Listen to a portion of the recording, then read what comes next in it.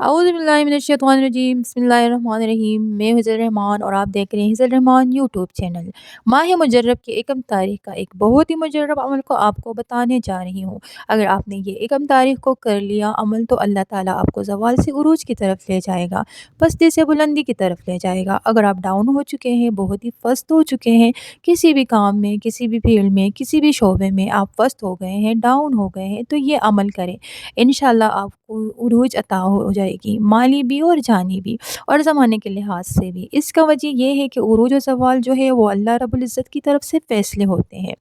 اب انسان جو ہے جب خاص اوقات میں، خاص مہینوں میں اللہ کے حضور آہذار کرتا ہے، دعا کرتا ہے، اللہ سے مانگتا ہے، تو اللہ تبارک و تعالیٰ جو ہے اس کو عروج عطا فرماتا ہے اور زوال سے بچاتا ہے۔ بعض لوگ بہت زیادہ ڈاؤن ہو جاتے ہیں، کچھ گھرانے، کچھ فیملی، کوئی گروپ یا کوئی بھی بزنس یا کوئی بھی کام وہ زوال کی طرف جا رہا ہوتا ہے، تو آپ یہ عمل کریں، اللہ اس زوال کو ختم کر دے گا، اللہ آپ کو عروج دکھائے۔ اس کی وجہ یہ ہے کہ اللہ تعالیٰ نے دنیا کے اندر یہ جو ترتیب رکھا ہے کہ زمانہ بدلتا رہتا ہے، یعنی انسان کے ایام، ماحول اور ہر چیز جو ہے اس کو عروج اور زوال رہتا ہے، سورج نکلتا بھی ہے، غروب بھی ہوتا ہے، اندھیرا بھی ہوتا ہے، روشنی بھی ہوتی ہے، تو یہ سب چیزیں جو ہے انسان کی زندگی کا جز ہے۔ اب انسان جو ہے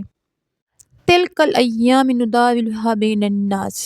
اب انسان کے لیے اللہ نے یہ جو ایام کی تبدیلی رکھی ہے، یعنی کبھی صبح کبھی شام، یا راحت یا کبھی پریشانی، یہ سب چیزیں جو ہے یہ انسان کے لیے رکھی ہے، اور دنیا پورے کے اندر یہ چیزیں رونما ہوتی ہے، لیکن انسان جب دل ہار بیٹھتا ہے اور نا امید ہو جاتا ہے تو پھر وہ بالکل ختم ہو جاتا ہے۔ ہمت نہیں ہارنی چاہیے انسان کو، نا امید نہیں ہونا چاہیے انسان کو، یہ نہیں سوچنا ہے کہ اب میں ترقی نہیں کر سکوں گا، اب میں اٹھ نہیں سکوں گا، اب میں عروج میں نہیں جا سکوں گا۔ زوال عروج کے داستان دنیا بھر کے اندر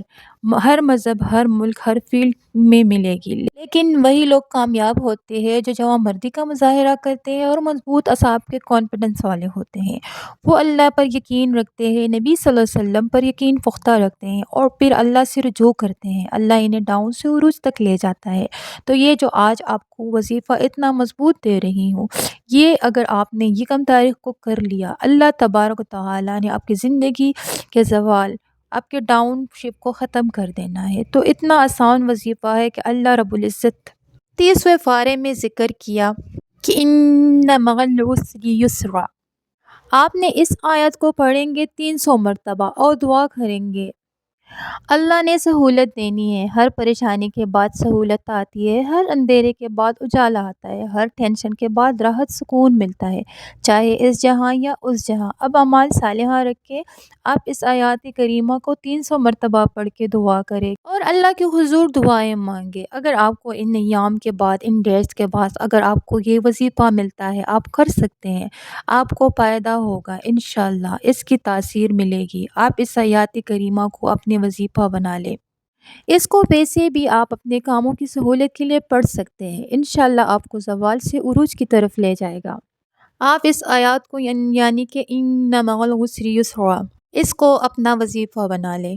تو جہاں رہے خوش رہے، آباد رہے، مجھے اپنی دعاؤں میں یاد کیجیے، اور لاسٹ میں ایک ریکویسٹ کہ پلیز میرے چینل کو لائک کر کے سبسکرائب کیجیے اور بیل آئیکن پر بھی کلک کیجیے۔ اللہ حافظ۔